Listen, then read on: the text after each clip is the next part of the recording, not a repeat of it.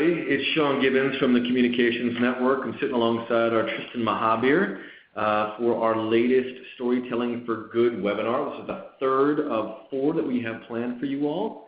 We're going to focus on engagement today, so taking your stories, making them strategic, but also putting them in the hands of people who can use them, making stories useful. That's what we're going to be all about today. So as I said, Tim Lewis from Hadaway Communications is going to be with us today. If you were on one of our previous webinars, you'll be familiar with the new platform, Storytelling for Good. It features lessons and case studies as well as how-to guides on everything storytelling related, because we know stories rule our brains. As I said, we're going to talk about engagement over the next hour or so and how to select platforms that will engage your target audiences, so that who are they and where are they, right? And how to create genuine and participatory dialogues and engagement around the stories that you want to tell and that you need to share. So a couple quick logistical items before we get started. As we've done this in the past, we're using the chat box to not only ask questions, but also to chit-chat with one another. We're also online on Twitter. Yabby is manning our Twitter feed at the Com Network, I believe. And she is posting under the hashtag ComNetLive. That's ComNetlive. We're going to record this webinar. We always do. One question I might put to you all now, hey Lilia, and hey Sue, is can you hear me? Because sometimes the audio tech that we use in here is hard to follow. So hopefully folks are hearing me. Maybe we can just jump in the chat box and let me know you can hear us. And if that's the case, we'll get underway. All right, Julie, Catherine, Tabitha, yep, okay, awesome. Well then let's go ahead and get underway. Tim, you want to take it away? Let's talk a little bit about engagement. Thank you very much, Sean. Yeah, we are really happy to have you all with us today. If you've been with us for some of the previous webinars that we've done, you know that we've covered 2 of the 4 lessons on the platform. So far, we've talked about strategy, which focused on developing an overarching narrative for your organization from which your communications and storytelling flows. And then we talked about content as well, which explored a framework for social impact storytelling, how you can really use some tools and best practices from some of the greatest storytellers across cultures and time to keep people interested in your work and tell important things that you're doing. So today we're going to take a look at what to do with all those amazing stories that we know you're putting together. And we're going to get to the primary lesson on the platform a little bit later in the hour. And we know that you might have some questions. If you had a chance to play around with that before joining this webinar, you might have some specific questions about how it works. So we will get to those, hold on to those, but I want to provide you with some tips and tricks that we bring to our thinking about engagement when we're working with our clients. And I'm sure one of the things that's on one of the top of your mind is probably this question of attention and how to break through in such a cluttered environment. This number is 11,250 is the number of ads that an ad blocking software reports that it blocks per user per month in 2017. I have a feeling that has only increased in the past year, and that's just internet ads that are being blocked on an individual's browser. This is not taking into account ads on in your email or Instagram ads or out in the world on billboards, on the radio, on television, and when you see a movie. So we know that we're bombarded with so many messages and so many advertisements every single day, and it's only increasing. Pretty soon, I'm sure we'll have augmented billboards and ads popping up, as holograms all around us. And that's just advertising. We're not talking about the content that your audiences are looking at on Instagram, on Facebook, Snapchat, Netflix, music streaming services. That's too much. That's a lot for you to have to compete with. And so what we like to do is really spend time thinking through some very key components that can position you to be in a position to have those stories break through to the people you need to reach. And we do that with what we call content strategy. And this is, if you're working in communications, I'm sure have heard this phrase before, and it can be defined in lots of different ways. But what we really look at it as a way to weave together various communications threads in order to give yourself the strongest opportunity to get in front of the audiences you need to be in front of. So what are those threads? let's take a look right now. So what we have is a series of important threads as we look at them to run through when you're putting together your content strategy. And this is designed in part with some of the information that if you were on previous webinars might sound familiar to you, but I just want to sort of walk you through them, and then we'll narrow in on one or two of them in particular. So any good content strategy is going to start at that higher level of goals and objectives. Really, how do you serve the programmatic and business goals of your organization, and then also achieve the communications objectives that are tied to those goals? It's really important to have your brand attributes in mind when you're putting together a strategy like this. How are you conveying those attributes that differentiate the organization and motivate its stakeholders across the communications, the stream of communications, including through the stories that you're telling?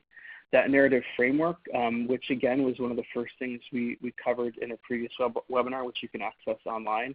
How do you consistently communicate a set of ideals from an overarching narrative framework? So you set that overarching framework, and then everything else flows from that. And then moving into audience, how do you appeal to the unique mindsets and motivations of audience segments expressed in personas that humanize the audience? So really understanding who your audience is, what it is that, how they think, how they approach the world, and what motivates them to participate in whatever it is you're trying to get them to participate in, or read or understand or know. What is it that makes up that unique audience segment that you can really appeal to? And then getting into the distribution plan. What are those target audience members? Where are they spending their time? What platforms and channels are they using? And then really following those best practices for those platforms. And then at the end of it, just like any other communication, you really want to make sure that you're able to create some sort of measurable outcome. Did you raise awareness? Did you change attitudes? Did you mobilize people to take action? What was the action that they took? How many people were engaged in that activity? So we're going to really get focused on that distribution plan. We'll talk a little bit about audience, but the engagement section of the Storytelling for Good platform is really focused on how to utilize those channels to get your stories out to folks. Are there any, you guys, if you have any questions about this, feel free to pop in there. I'm going to keep going into audience, but I'll pay attention to see if I can address anything that might have come up in that quick overview of content strategy. In terms of that audience, you're really going to want to think through their experience. If you were like me, you might consider your life in terms of a sort of like a pie chart of time. And it might be a sad way to think of your life now that I've said it out loud to over 100 people. But for me, it's like, I see a pie chart, and most of my time is taken up with work. I've got to take care of myself. I've got errands to run. I've got to do grocery shopping. I've got to take care of other people sometimes, and there's a little bit of time left over. And so just like your audience is going to think about that time and really have some hard decisions about what to do with it. And then, as I mentioned, they have all those competing stories out there, from podcasts to Netflix to whatever else, that they're wondering how to fill their time with. So they're either going to take that little piece of time that they have left and divide it up into a few different places, or they're going to spread it out into the rest of their day and steal moments here and there. So for that reason, it's really important to go to where audiences are. You've probably heard this before. You really can't expect them to come to you. You have to find out what platforms, what channels they're really using to receive and take in information and content, and you've got to be there. And then once you're there, you've got to be there with content that's similar to what they already engage with. I don't want to say that it's like tricking them, because it's not what it is, but people have become very savvy to when something is not like what they want to see. If it resembles an ad, or if it resembles something that seems different from what they might normally spend their time on. So as communicators and storytellers, we have to get smarter and smarter about understanding what type of content people are already interacting with and engaging with, and making sure that what we're doing meets their current habits. So a really great way to, we'll go into this a little bit later, but there's some really great tools and built into existing platforms that help you do exactly that. So understanding that experience, understanding that you really got to be there with content that audiences already are engaging with. What is it that's working today? What's really connecting with people? So some really foundational components of content that connects is that, as we all know, it's story driven. There's some sort of arc. There's some sort of, you can watch the webinar from the content section where we talked about the social impact story map, which follows a hero's journey structure of taking audiences through a journey of a character with a particular problem that they have to overcome. But that doesn't necessarily have to be some big and complicated thing, as that webinar points out. It can be shorter, it can be very direct and to the point, and it can fit the habits of people today. I'm going to point out Instagram story in a second as one of those things. Second, it's easy to find and use. Again, it's where people are, and it looks like content that they're already consuming, whether that's an Instagram story or utilizing Facebook's storytelling methods and platforms. You might find that you have an audience that's particularly active on YouTube, which would indicate a longer type of video content.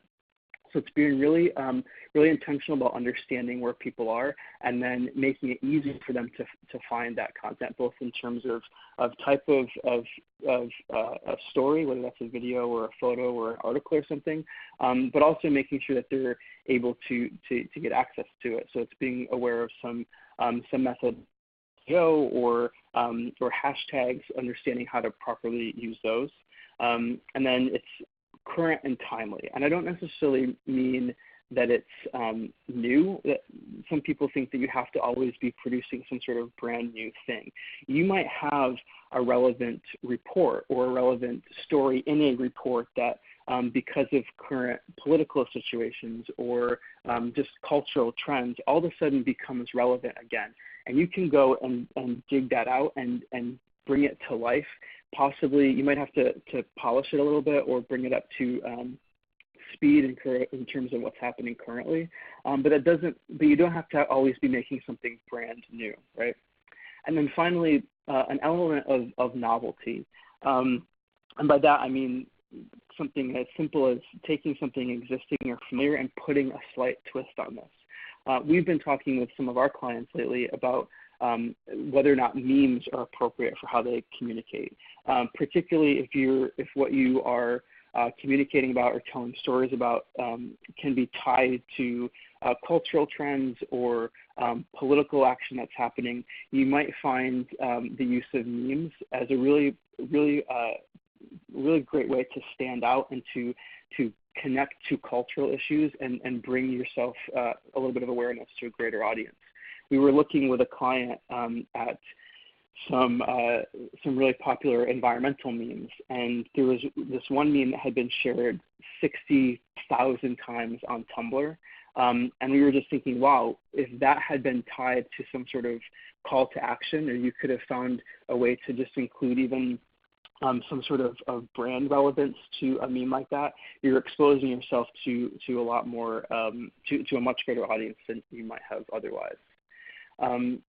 So in terms of calling out an organization that does this really well, CARE, and if you were ever with us live in person for a storytelling workshop, which I hope to see you someday, we'll show you some videos of different organizations that we think do this really well, and CARE is one of those places. So when you have a chance, pop onto CARE's Instagram, and what you'll see, their saved stories down below, where it says precious and lost and found. These are two really great examples of using a modern storytelling platform, Instagram. The most popular part of Instagram today are those Instagram stories. That is the most utilized social media tool today. I'm blanking on the number right now, but it is a staggering amount of people are on Instagram stories all day long. And if you know someone who's particularly aged maybe 20 to 35, you've probably seen them just like tapping, looking through hundreds of these stories that exist there. And Care does a really great job at being strategic, at picking photos and very simple, powerful text to accompany the photos to tell a story over the course of maybe 1 minute. So these stories are broken down into 15 seconds, and you get a photo and some very succinct and poignant text. And you're essentially walked through a slideshow. By the time you complete it, in the case of Precious, you followed a young woman who doesn't have access to clean drinking water. You've seen her journey to get clean drinking water, and you've been prompted to take some sort of action to help others like her of clean water. So this is a really great example of finding people where they're at, giving them content that's similar to what they're already engaging with, while also maintaining a strategic focus in your storytelling. I know that's a lot in a really short amount of time, so I wanted to take our first question and answer break right now. All right, Tim, we have a couple of questions. Maybe I could take the privilege of asking the first, which is, you said on slide 7, one of the things that you need to be doing is to make your stories easy to find and to use. And one of the questions I suppose I would have is, does that mean that when you're creating something and putting it out into the world that you need to have a bias towards Creative Commons, which is get comfortable with people taking your stuff and reusing it, mashing it up, which is very much sort of the sort of theory behind how the internet works, is people borrow from each other and make something new out of it? Is that what you meant? Yes. Are you referencing one of my favorite media scholars, Henry Jenkins, by any chance? He talks a lot about participatory culture, which is we do have to come to terms with the fact that that is the nature of there is a participatory nature of the internet. People want and expect to be able to take what you've given them and build on it. I do think our audience here today has to be open to that. There is a certain amount of control, especially if you have a particularly passionate audience. You want them to feel comfortable in participating in the story in that way. I personally feel that it's not always as relevant for this type of work, because often you get that type of engagement with fandom. So, Game of Thrones and really popular TV shows and movies and comic books, there's a particular fandom that takes and expands and builds upon those things. I don't know that that's necessarily the case for the types of audiences that we're talking about. However, it's not a bad thing to think about. If you have an audience that is very passionate and excited and wants to go down that road, I say let them have at it, because it's only going to expand your reach and your message, as long as they aren't, doing something dastardly with it, which I guess is always a concern. But I think probably in the spaces that we're talking about, people are just passionate, enthusiastic, and might want to advance the story in some way. Thank you. I'm reminded, maybe you guys are not all fans of the band Radiohead, but recently, I don't think it was their last record, the one before it, they released all of the bass tracks, so like the bass line, the drums, the first guitar, the second guitar, and put them up on the internet and just let people do with it what they would. And it was pretty remarkable what people did. Very, very cool. All right, so Jillian has a question. Let's get to it. How do you avoid annoying your audience when you're bringing back older content? So current and timely is great, but not new is maybe not so great. How do you avoid looking like you're constantly pushing the same thing? Yes. So, I mean, there certainly is. You don't want to always be pushing the same thing. I think that piece of advice is I don't think you want to go searching for all of your old stories and just keep on posting them. I think you just want to be, and we'll talk a little bit later about creating a story bank. I think you want to be aware of all the stories that you have, even ones that might be in your past, and so that you're aware of them and you understand, oh, well, if we have something that might be particularly focused on, let's say, immigration, and we know that there's this particular immigration thing that just happened, and we have something, and this story offers something to the conversation. I think that's probably the big thing, is that you don't just want to say, oh, look at the story from 10 years ago. You want to say, this story that we have is relevant to today for this reason. I think that's the big differentiation. It's just not just giving people old stuff, but really giving them a point of connection to today, and why it matters today.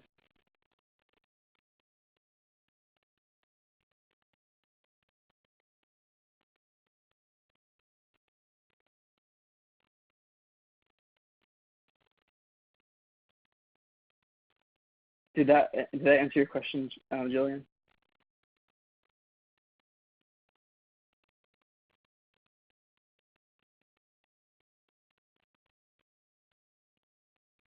Great. I'm going to go on to Tanya's question and see. Okay. Let's go to. Sorry, I was on mute there, Tim. My bad. I was actually going to take. I was going to just add that we did a webinar fairly recently with The Atlantic, our friends over there. And one of the things that they shared was that what they call resurfacing content. So, for instance, maybe they wrote a piece years ago about Martin Luther King, and every Martin Luther King Day, they bring it back and they share it maybe in new and different ways, or they pull different pieces out of it and use nuggets of that to share on Twitter. But what they found, and again, you could hopefully Yabby can share the URL to that webinar, but it was staggering. It was something like 70% of the Atlantic magazine's online traffic, which is the place that they sort of distribute most of their work these days. 70% came from stories that were not produced within the past 30 days, that they were things that they brought up out of the archives and what they called resurfacing. So that might be something to look at, Jillian and others who may be interested in how can you do this artfully, because it's something the Atlantic has really started to build into a core part of its business. Tanya asks, can you talk more about what you say that nonprofits should create content looks like other content that users are seeing? Is there any argument for trying new things to catch attention? So Tim, maybe a little bit of clarity. When you say things that look like other content, does that mean that, if you're working for CARE or you're working for World Wildlife Fund or you're working for the Gates Foundation or the Ford Foundation or whomever it might be, that you're competing with like Ford and Google and for-profit companies or governments or other people who are playing in this space? What do you mean? Yeah, and I think, and also friends. I think the important thing to take away from that is making sure that you are staying up to date with what people are doing, and that's one of the best ways to sort of get into their orbit, and to create some sort of connection with them. I'll give an example that I think is relevant. When you think about soap operas. Back in the day, soap operas were literally produced as ads for soap companies. And so they were stories that people loved, and they had dramatic arcs and tension, and there was very little mention of the story. It was just like, oh, hey, by the way, don't forget that we soap company gave you this content. So it was just a very tricky way of being like, hey, this is who we are, and it engendered trust and interest with brands, and people connected to them. So by giving them something that they already want to engage with, then you're getting in front of them. You have a better shot of getting in front of them in the crowded landscape today. And then you're also creating a connection. It's like, oh, they get what I want to see, and I get them too. But that's not to say you shouldn't be creative. You should stay on top of what people are doing and the trends and patterns and how they're consuming content. And you should also be, if possible, I know we were all very busy, trying to see what's coming next and how you can utilize things that are next. And a great way to do that is to look at what some of these other for-profit companies are doing.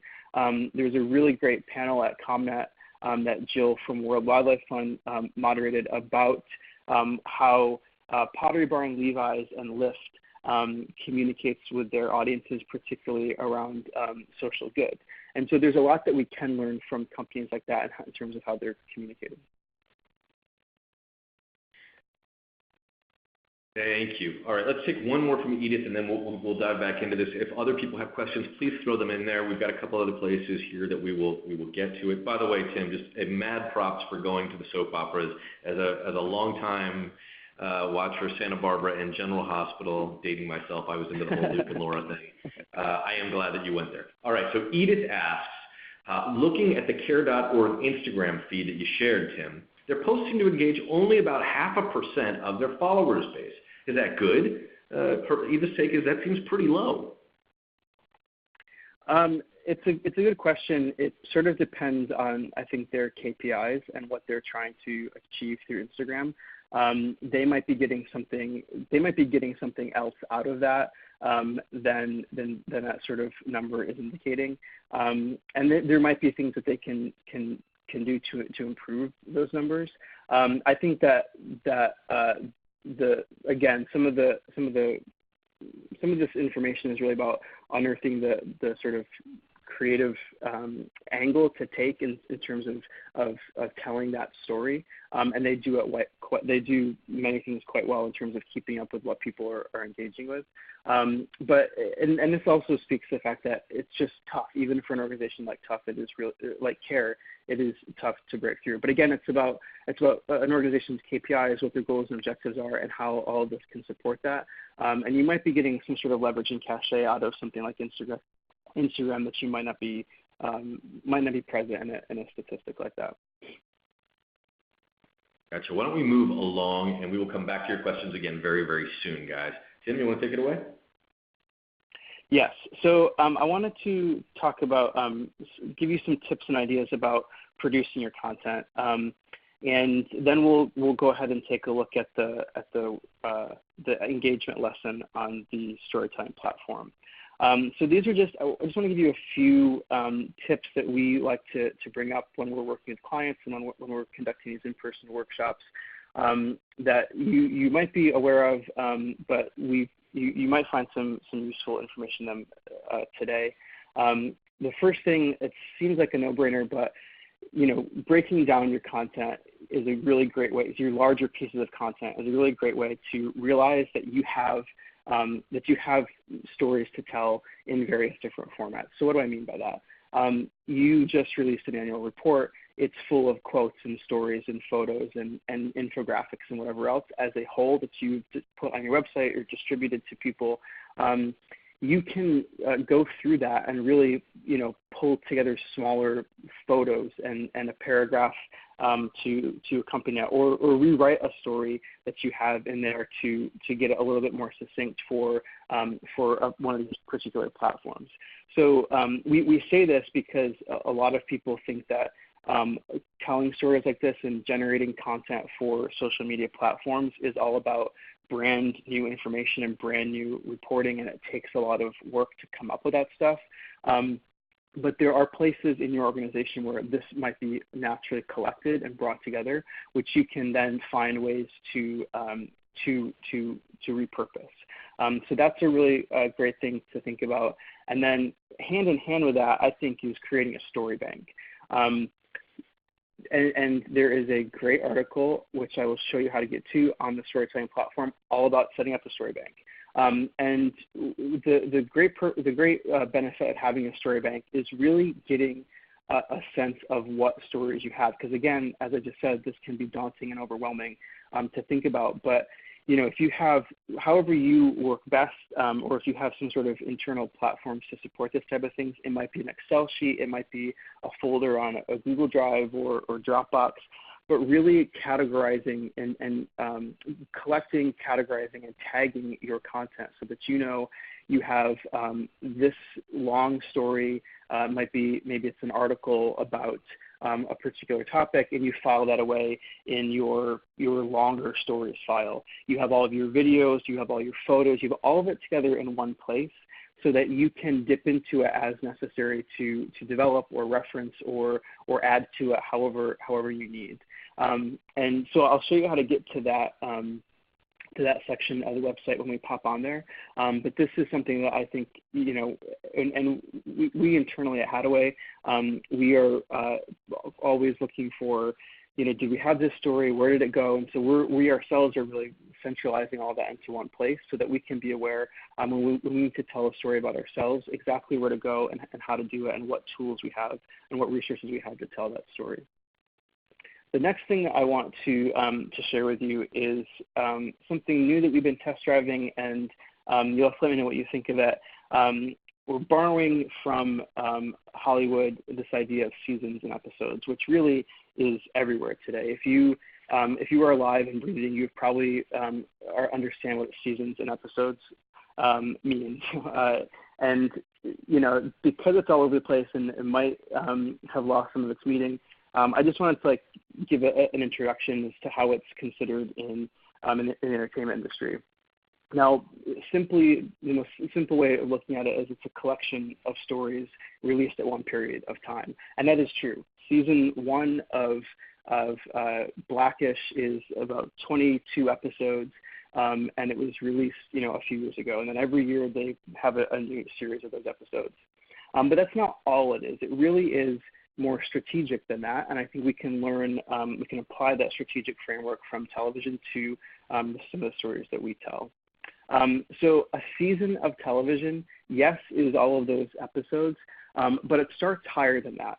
When a showrunner or a writer and a producer are sitting down to come up with a new show or to plan their new season, they first start with the themes and goals. What are we trying to say about life, about the world today, about love, about whatever it is that show is thematically about? What are we trying to say? What are our goals to saying that? How are we trying to communicate whatever our big ideas are?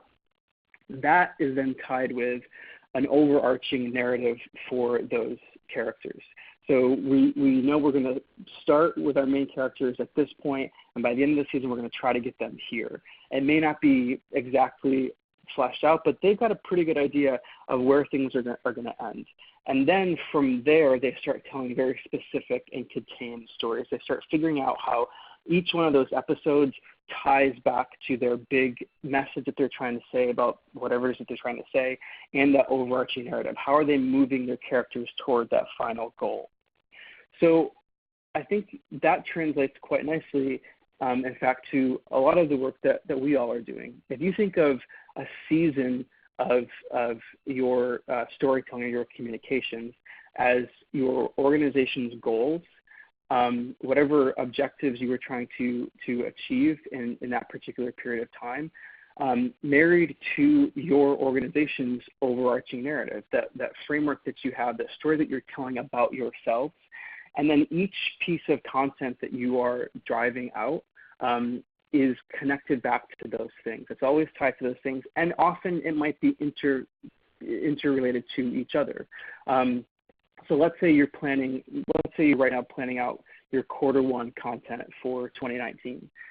You could take a look at what those big organizational goals and objectives are, what your brand narrative is, what the story of your organization is, and then find all of those stories that support all of that and tie them together. So you might have an Instagram story that's about a particular individual that you're working with, or a success story, or whatever it might be, that also relates to a series of posts, of straight photo posts that you're going to make on Instagram. And you can find ways to make sure that those are all working together to drive those bigger organization goals and brand narrative for your organization. You might tweet an article, let's call that episode 1, and you reply to that article with a key point that you, from your organization's perspective, if it's not something that you've already written, you might respond with how you think about that with point 1, point 2, and point 3. And then later that day, or maybe later in the week, you retweet that thread. You retweet those episodes back out to people in case they missed them previously. So this is just sort of a loose framework that you might find helpful in thinking about organizing your communication around particular themes and in a particular time of the year, the calendar year. We're going to once you've got all that together, obviously it's time to think about distributing. We've talked a little bit about it, but now I think is a great time, Tristan, to open up the website, and we can sort of show you the lesson, the engagement lesson on the platform, and you can see how to walk through it, and then we can keep taking some questions from there. Okay, bear with us, guys. Tristan is just pulling this up now, and for those of you who've been following the chat box, Carmel has a really cool tool that she uses for her story banking, which we were just talking about. She's using Salesforce, and she's been kind enough to agree to share how that works. She'll put it up in a blog post, which we'll actually put on the Storytelling for Good website, and we promise to share it out with everybody, so just stay tuned for that. That's really cool, and just maybe a plug for everybody. If you have little hacks and ideas and things that you do to help build a storytelling culture inside of your organization, including the particularly sticky wicket that we all seem to have, which is that taking storytelling from outside of the comm shop and investing it in that power in everybody in your organization. So on the program side, or the field side, or the board side, or the leadership side, we're really trying to figure out how to build storytelling cultures that go beyond the comm shop. Welcome any ideas that people have there. All right, we are now up on the website. For those of you who have not been here, you can get there from comnetwork.org, or you can just go to storytelling.comnetwork.org. Tim, you want to take us away? Go ahead and drive, and Tristan will follow along. Absolutely. So if you want to scroll down a bit, Tristan, you can see that this key lesson walks you through choosing the right platform. So if you go ahead and click Take This Lesson, you're going to be prompted with all sorts of questions to really help you narrow, based on our research, what the right platform might be. So first, right there, you have thinking through objectives, and this is just obviously a helpful way to really understand what you're trying to do with this story. And then if you scroll down a little bit more, you're going to see that we're going to categorize audience. If you know, sometimes you might not know, but sometimes you might have a really good read on who the ages of the people that you're trying to target, and this obviously will affect different, will steer you in different directions. You might have to take into consideration where they live. Whether it's an urban community might be a little more into, say, Instagram or Instagram stories. Rural communities might be more, Facebook might have a little bit more of a life in those communities, so it's important to think about those things as well. And if you keep scrolling down, Tristan, we're going to see a few more questions. It's about audience, about whether or not you're using video, and of course, if you've seen this platform before, you know that there's little articles were appropriate to help guide you answer some of these questions. So all of these questions are really getting at what type of content do you have, because this is obviously, as you I'm sure know, is going to steer you in different directions. And so then you come down here and you're going to see, you're going to get a sense of where you should be going. And that jargon article, by the way, I highly recommend. That's our jargon lesson in our in-person workshops is a very popular lesson, so you can definitely get some good pointers there. I do want to go, Tristan, if you can go back to the top, I just want people to be able to see how to get to that article. If you go to Explore. Yeah, so take a look at Explore. While we're doing that, hey, everybody, in the chat box, I always think this is kind of fun. Type in the jargon words or word that drives you crazy at your organization. Just a little exercise. Let's see what we can kind of co-create together here. Type into the chat box. Yeah, this is one of our favorite exercises. It's so much fun, yeah. What are the systems change, Catherine? Synergy, bandwidth, robust, lean in, transform, intersectionality. Ooh, that's a mouthful. Scaffolding, moving the needle, impacting, evidence-based, leverage, and man, I use these words. Damn. Equity, any acronym, so guilty of that. Roadmap, glide path, oh my God, moving the needle, change makers. This is awesome. Glide path, wow, I don't even know how that would be used, but I love it. Law names, I don't know what that means either. Disruption, inform, unpack. Thought leaders, oh my God, I've had so many conversations about thought leadership. Stakeholders, yes, stakeholders drives me crazy. It sounds like a vampire movie. Unpack, dive deep, and also deep dive. In the space, oh my goodness, yeah, civil society. Yeah, there's some good ones here. here. Stuff in here. Parking lot, bike rack. I've not heard bike rack, but I love that. That's awesome. Take this offline. Yeah, I've done that. Can I pick your brain? Yeah, it sounds gross, doesn't it? It's kind of like Walking Dead. Any others in there? Wow, guys, this is awesome and scary. Cohort. Oof. Yeah. Glide path is an agenda. Oh boy. Window pane. Now more than ever. Circle back. Yeah. I do that one. Harness. Yeah. Oh my God. All right. So these are like the dirty pivot change makers. The dirty words we all say, or that are regularly find their way into the work life that we all have. Oh my goodness. You all are ready. All right. Maybe we'll take a couple of screenshots of this and put this up on Twitter, Yabby. Pillars and principles. Also a good one, Tabitha. Okay, Tim. Yeah, so protocols and policies. Yeah, let's click over to the article section, and you can see a few things there. There we go. Yeah, just give it. The internet's a little slow for us. There we go. It happens. So we have lots of articles here that are arranged based on your goals and whatever you're trying to achieve or what topic you're trying to find out more about. And you can filter them out here. So this is where the Story Bank article lives, if you ever want to get back to it. But then also, if we can go back to the top, Tristan, back to the Explore section and go to the guides,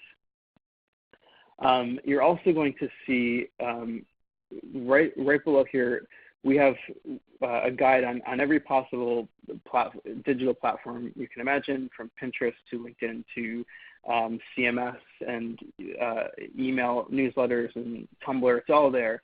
And each of the, if you want to just like maybe pop open any one of them, maybe not the measuring ones. If you want to pop open like a guide to YouTube, let's do a guide to YouTube. Oh, Sarah, that is awesome. While we're pulling this open, I think the other question I would ask is maybe folks could type in, what are the social media platforms you guys use the most? Because I have to, and maybe this is just me being an old dude, but Pinterest, I don't really get it. And I don't know, is Tumblr still a thing? What are you guys using? Twitter and Facebook? It really depends on, it depends on, I think Twitter, Facebook, and Instagram are probably the most popular, but Tumblr is very much a thing for certain things, for certain audiences. Stephanie, what is IG? Oh, Instagram. Sorry, Instagram. Got it. Just for the record, y'all are using acronyms. So these guides that we have will walk you through. That's okay. These guides will walk you through different questions. If you want to scroll down a bit, Tristan, you can see all sorts of information about what the platform is good for, how to understand what they do and how they function. If you're able to measure different posts. So this is these guides, again, covering all sorts of different platforms, are really helpful in giving you some background information on what they do and what they're good for. And yeah, you can get those under the Explore section. I think that's about it for the platform. We can do some more questions if they've popped up for people in this last little section. Yeah, Lori had a question that we didn't get to last time, so maybe we could come back to it, which is, I understand why we want our stories to follow a predictable pattern, that hero's journey that we talked about in the last webinar and that you can find through the website. But Lori worries that they will also become predictable and boring. What are your thoughts there? Yeah, well, it's certainly happens. I think you only have to look to Hollywood to see that it can become predictable. But the truth is it works. There's billion-dollar industries in Hollywood and in big publishing cities and around the world where we follow models. And so I think the key is, back we were talking a little bit at the top of the hour, is novelty. How do you take these structures that are proven scientifically to activate parts of our brain and inspire us and engage us and motivate us, and what is it that you bring to it, and what is the slight angle that makes it a little bit new or interesting or inspiring or powerful or whatever it is that you're going for? How do you find those little things to liven it up? It is, you bring up a really great point. It does certainly happen. But I think that that's an argument for creativity and keeping ourselves on our toes rather than discrediting how these different structures and frameworks work. But I think the key is really trying to maintain a creative edge of some sort and finding opportunities to be novel when possible. Okay, Tabitha asks, how do we utilize these strategies when it comes to data and concepts, not people? Can we tell stories with data and concepts rather than focusing on people? Yeah, I think that, what we say is that, you have to at some point come back to people. You have to find a way to connect to people and put people in the picture. I know that can be challenging for certain types of work in certain sectors, but you always want to, if possible, find a way to put people in the picture and relate to people's hopes and values. And that's really sort of the core of storytelling. Data can do that. You can find, there might be important data that is about people and their lives, and making the bridges between those things is really important. So I think that you oftentimes you might have to try a little bit harder to find those points, but it is really important to put people in the picture and have people be able to see themselves in the work that you're doing.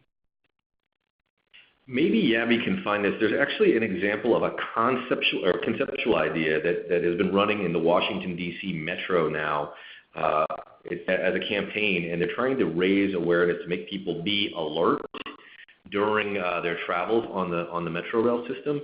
And they've actually created a cartoon character called, not Alert, but Alert, L-E-R-T, and they take alert on a journey as you're riding the Metro, and they tell you to be alert, and I can't remember what you're not supposed to be, but they've basically they've personified the concept, which is one way to think about this. I also say whenever I'm thinking about storytelling with the team, I always say, like, we should just watch a little bit of ESPN SportsCenter because it's such a fantastic way in a very constrained period of time to take a lot of concepts and information, weave it together, and share it out. Like, whenever they're doing a recap of a game, it's amazing the amount of data that they convey. Obviously, they have the luxury of video and audio and lots of other things to play with, but really, if you're looking for a masterclass in great storytelling, SportsCenter is not a bad place to start. Let's go to Marty, who says, people remember the story, not the data. I think that's definitely true, Marty. And Carmel observes, a lot of good storytelling relies on appealing to the reader's empathy. Is it possible for a story to be effective if the reader is not empathetic? I think this goes to sort of like our lizard brains. We did a storytelling issue of our Change Agent Journal. And I would actually recommend, if you get the chance, Stanford Social Innovation Review, our friends down at the University of Florida, recently did an article called The Science of Story Building. And it talks an awful lot about how the brain gets activated, some of the actual science, brain science behind what happens when you hear a story. One thing that really struck me was that our brains default are to be in a daydream state. And that it's only when we're in a story that our brains stop activating and going in 1,000 different directions, even if it's unconscious, and focusing clearly on one thing. And I think you're probably right, Carmel, that it really is important for us to be able to mirror. That's a lot of what happens when you're reading or consuming a story, is that you start to actually experience the emotions of the storyteller or of the character. And that's probably harder to do with data and a concept. Again, maybe it's about personifying people. Lori asks here, are we going to have a webinar on affordable, doable evaluation based on the Atlantic session at ComNet? It's something many of us are still struggling with. Yeah, we know this is a sticky wicket, Lori. So yes, 100%. Yabby found the alert thing. Oh, how awesome is that? Go you. And Stephen is asking, can we provide a link to that SSIR piece that I just spoke about from Frank, from the folks at the University of Florida? Yeah, we will put that. Yabby will post that up in just a quick minute, or Tristan's trying to find it right now. And again, if you have, there we go.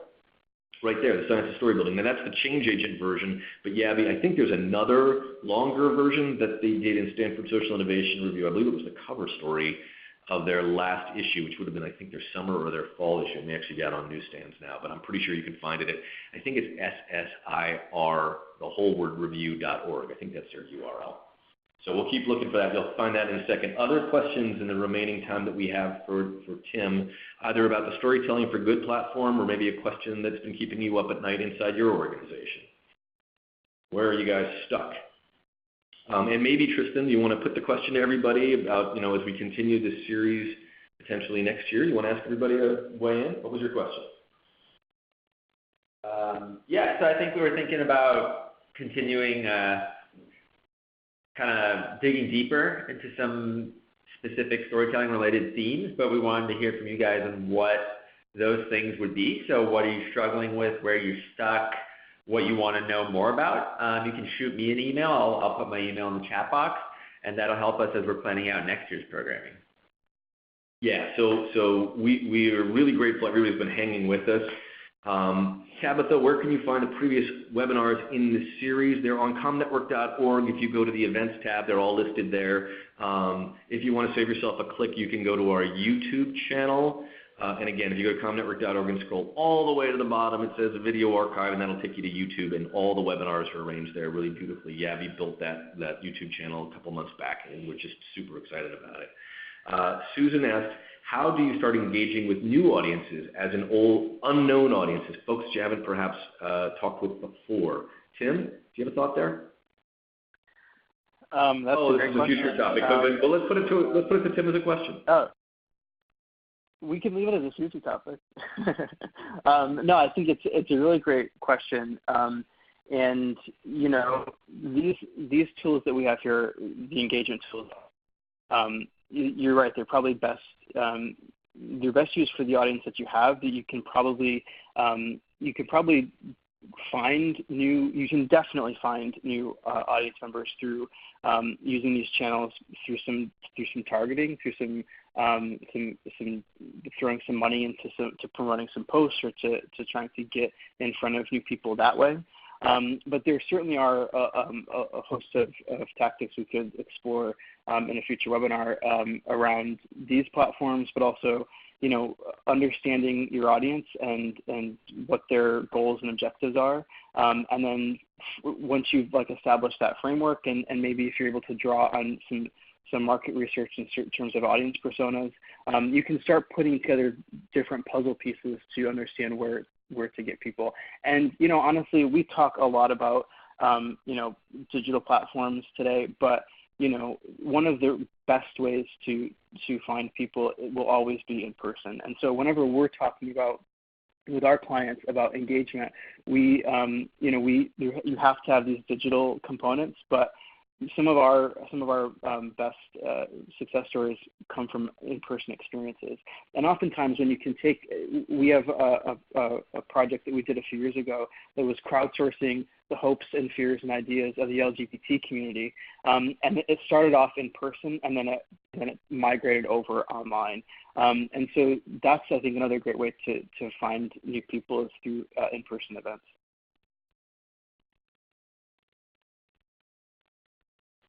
Thank you.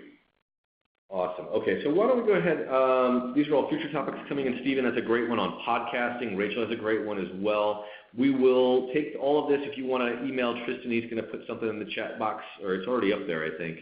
If you want to get in touch with him on future topics to talk about diving deeper on storytelling, we're all ears.